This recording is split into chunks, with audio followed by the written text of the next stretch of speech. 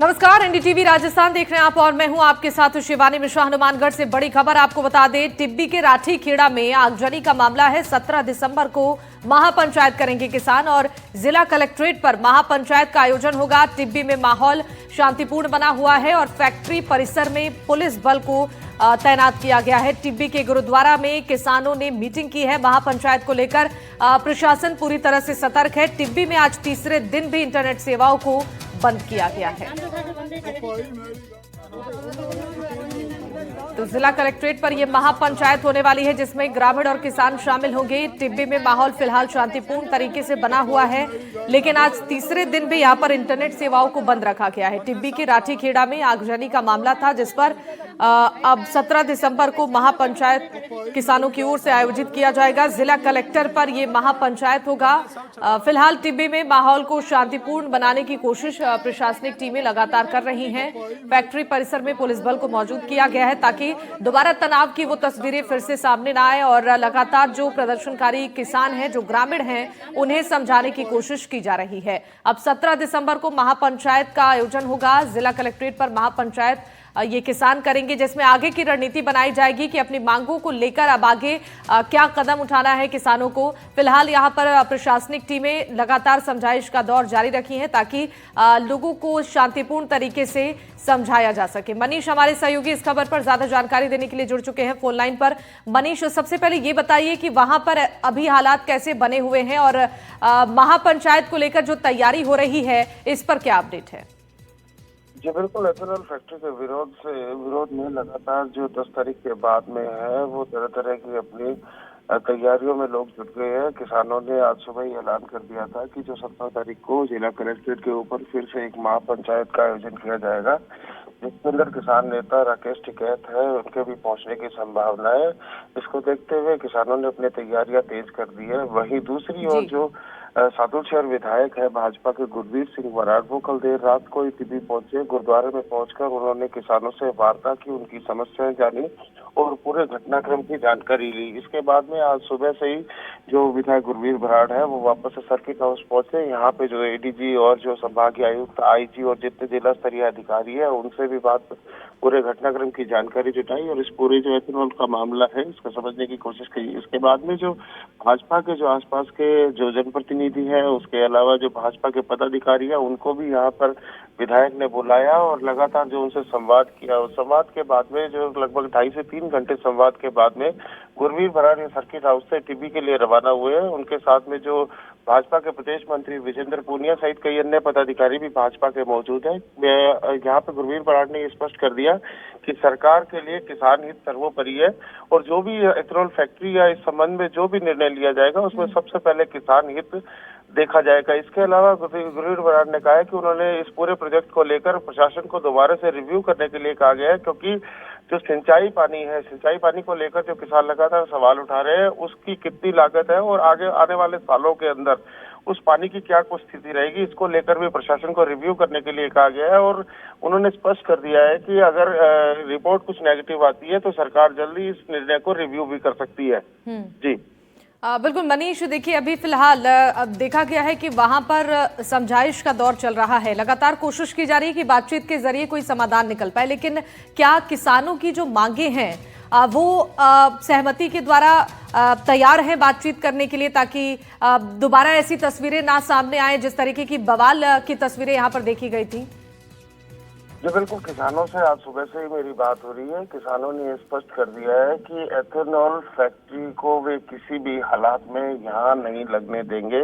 वे अपनी इस बात के ऊपर अभी तक कायम है। उन्होंने स्पष्ट कर दिया कि जो भी बात होगी इस बात के बाद में होगी कि फैक्ट्री यहाँ ना लगाई जाए।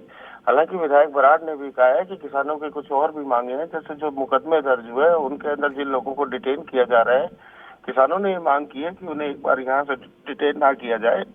इसको लेकर भी विधायक जो है पुलिस प्रशासन से भी बात कर रहे हैं। सरकार के भी लगातार विधायक संपर्क में है। अब देखना ये होगा कि जिस तरह के प्रयास आज सुबह से या कल से जो जारी है, इसकी परिणति आज शाम तक किस तरह से निकल के आती है, क्योंकि दूसरी ओर जो किसान है उन्होंने 17 दिसंबर को जिला कलेक्ट्रेट के ऊपर महापंचायत का ऐलान कर दिया, जिसके अंदर राष्ट्रीय स्तर के कई किसान नेताओं के आने का भी दावा किसानों द्वारा किया जा रहा है। ठीक है मनीष, बहुत शुक्रिया तमाम जानकारियों के लिए। अब बड़ी खबर आपको झुंझुनू से बता दें, जहां गैंगवार से दहला झुंझुनू। गैंगवार में एक हिस्ट्री शीटर समेत 2 की मौत हुई है और हिस्ट्री शीटर रविंद्र कटेवा को मारने के लिए बदमाश पहुंचे हुए थे अपने साथियों के साथ। हिस्ट्री शीटर कृष्णकांत आया था। फायरिंग के बाद से रविंद्र कटेवा बाल बचा। फायरिंग कर मौके से भागने में बदमाश सफल हुए। राहुल कटेवा के साथी ने बदमाशों को रोकने की कोशिश की। रविंद्र कटेवा और उसके साथियों ने कृष्णकांत को घेरा। फायरिंग में हुई हिस्ट्री शीटर कृष्णकांत की मौत। घटना के बाद हिस्ट्री शीटर रविंद्र कटेवा फरार है। राहुल कटेवा के साथी सुनीता ने भी दम तोड़ा है। फायरिंग और गैंगवार से इलाके में हड़कंप मचा है। एसपी ब्रजेश ज्योति उपाध्याय मौके पर पहुंचे।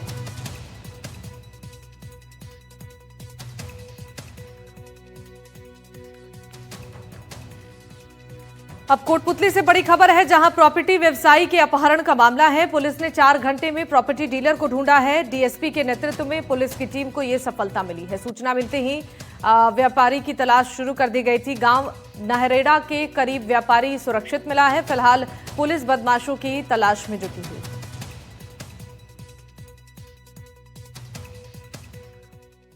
कोटपुतली में आज सुबह उस समय हड़कंप मच गया जब एक प्रॉपर्टी डीलर का अपहरण करने की जो सूचना है वो पुलिस को लगी। आपको बता दूं कि अभी हम वहीं मौजूद हैं, ये घटनास्थल है और पीछे जो है जो जिनका अपहरण हुआ है प्रॉपर्टी डीलर, उन्हीं का द्वारा निर्मित ये मंदिर है, शिव मंदिर है। और यहाँ जो प्रॉपर्टी डीलर है वो रोजाना आते थे और यहाँ जब वो सुबह आए उसके बाद पता लगा कि एक गाड़ी आई है और उसके अंदर उनको डालकर अपहरण कर लिया है। ये उनकी बाइक है जिससे वो यहाँ आते थे और पीछे है वो उनका जूता वहां पड़ा हुआ था। फिलहाल पुलिस उस जूते को लेकर गई है और जैसे ही एक महिला ने उनको अपहरण करते देखा तो उन्होंने परिजनों को सूचना दी। परिजनों को सूचना मिलते ही पुलिस को सूचना दी गई। पुलिस मौके पर पहुंची और लगातार जो तलाशी अभियान है वो शुरू कर दिया गया। आसपास का जो इलाका है वहां नाकेबंदी की गई। एनडीटीवी जब उनके घर पर पहुंचा तो उनके भाई का कहना था कि हमारा किसी से भी कोई पुराना विवाद नहीं था। एक मामला था जो पुलिस में पहले मुकदमा हुआ था, उसके बाद वो मामला सॉर्ट आउट हो गया था। अभी उनको किसी ऊपर शक नहीं था। लगातार जो पुलिस है उनको जो पूरी डिटेल है परिवार ने दी थी। अभी सूचना मिल रही है कि जो व्यापारी है वो मिल चुके हैं। हालांकि पुलिस कुछ भी कहने से बच रही है। अभी थोड़ी देर में अगर पुलिस खुलासा करेगी उसके बाद पूरी जो खबर है वो आप तक दिखाई जाएगी। फिलहाल जो व्यापारी है उसको और जो बदमाश है जिन्होंने उनका अपहरण किया उसको ढूंढने के लिए पुलिस लगातार जुटी हुई है। कोटपुतली से हिमांशु सेन, एनडीटीवी। अब जयपुर से बड़ी खबर जान लीजिए। सिविल लाइंस इलाके में सड़क धंसी है और चौमू हाउस के पास सड़क धंसी है। सड़क धंसने से गहरा गड्ढा बन गया है।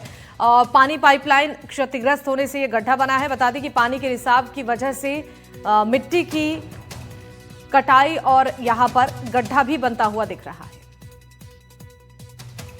तो सिविल लाइन इलाके में सड़क धंसने का ये मामला सामने आया। देखिए तस्वीरों में आपको दिखा रहे हैं। सड़क धंसने की वजह से अब यहां पर हादसों का खतरा बढ़ता जा रहा है। पानी पाइपलाइन क्षतिग्रस्त होने से ये गड्ढा यहां पर बना हुआ है।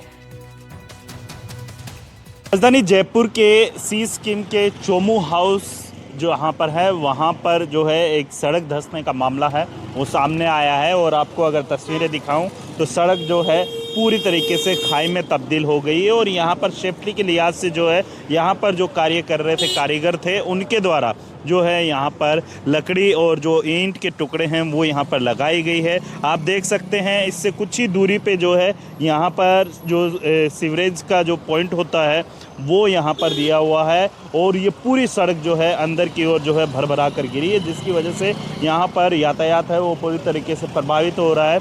और यहाँ पर जो काम कर रहे हैं लोगों का यही कहना है कि करीब 1 घंटे पहले जो है ये सड़क अंदर धंस गई, जिसकी वजह से जो कह सकते हैं कि बड़ा हादसा हो सकता था। यहाँ पे जो काम कर रहे थे कारीगर थे उनसे मैं बातचीत करने की कोशिश करूँगा। क्या नाम है भैया आपका? राजेश नाम है सर मेरा। अच्छा, क्या हुआ, कितने बजे की ये घटना है? ये करीब 1 घंटे की पहले की बात है।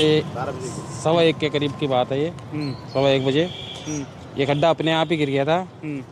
तो लोग बाग आ रहे हैं अपने आप फोटोआँ खींच रहे हैं। कोई कभी फोटो खींच के लेके जा रहे हैं, बस और कुछ नहीं करते। भाई किसी को बुलाना है किसी को नहीं बुलाना है, जो सही करवाने के लिए कोई नहीं आ रहा अभी तक। 1 घंटे पहले की घटना, कोई हादसा हो जाए कर जाए इसलिए हमने फंडियाँ डाली है, ईंटें वींटें लगाइए, भाई कोई हादसा ना हो जाए, इसलिए बस नहीं कहना है कि जिसको जल्दी से जल्दी करें। आप भी यहीं थे उस टाइम? आप नहीं थे उस टाइम? नहीं साहब। आपको कब पता चला कि सड़क धंस गई है? 12:30 1 बजे की बात पाया था। अच्छा, 12 बजे लंच के टाइम में? हाँ, 12:30 पौने 12 बजे। तो एक खड्डा दिखे जो साथ नहीं इधर के माले के लेके जा रहे हैं, वो फोटो खींच के लेके जा रहे, सुनावनी नहीं कर रहे। अब कोई भी गिर सकता है, कोई भी मर सकता है इसमें अंदर। मैं बाद में आया था, मेरे मजदूर है काम पर, ये मैं तो अभी आया हूँ ठेकेदारों को दिया मैं, अच्छा, अभी आया था जब तो देखा। ये आप लोगों ने लगवाए हैं यहाँ पे? मैंने लगवाया ना फिर। अभी एक गाड़ी भी यहाँ से गुजरी है, हाँ, ये अंदर एकदम गिरते-गिरते बची है। हाँ, वो तो बची है। हाँ, अभी देखते वही। बिल्कुल, देखिए आपको बता दें कि आप देख सकते हैं उधर से जो है पूरा ट्रैफिक है।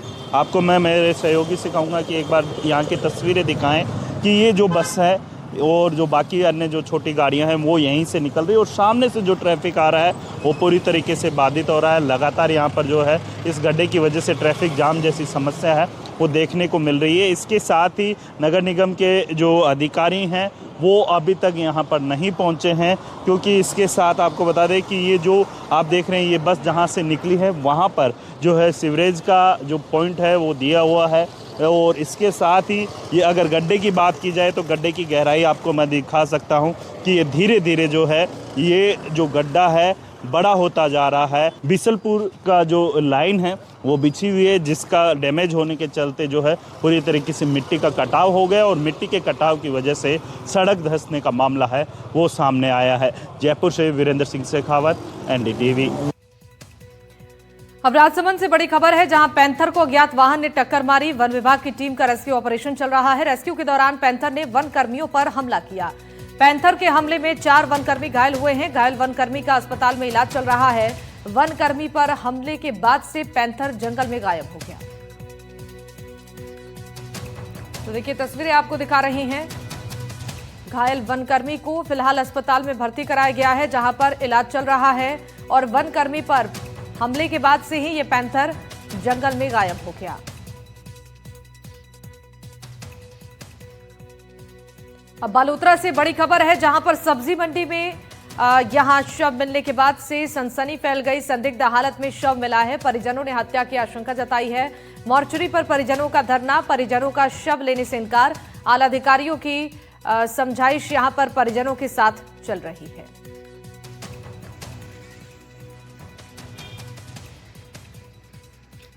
जो मृतक जो था वो हड़मत, वो अशोक आचार्य है, जो सब्जी मंडी के ठेला लगाता है शास्त्री चौक में। उसके पास काम करता था और उसमें उसके साथ ही रहता था।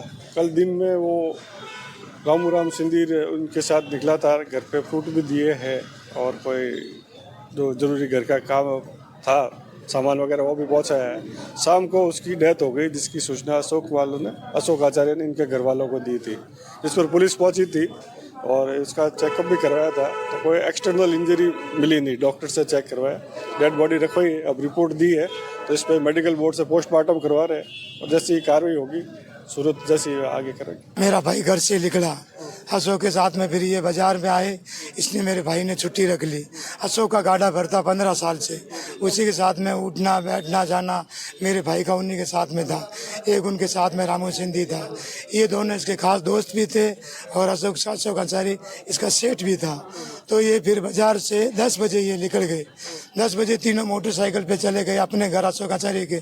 वहाँ से अशोक आचार्य अपनी कार में बैठा के अपना एंजो भूंजो करने के लिए तीनों जने निकल गए। तीनों निकल गए सुबह घर से और बाजार से, दोनों जगह से। फिर ये कहाँ गए कहाँ नहीं गए वो मेरे को कोई पता नहीं।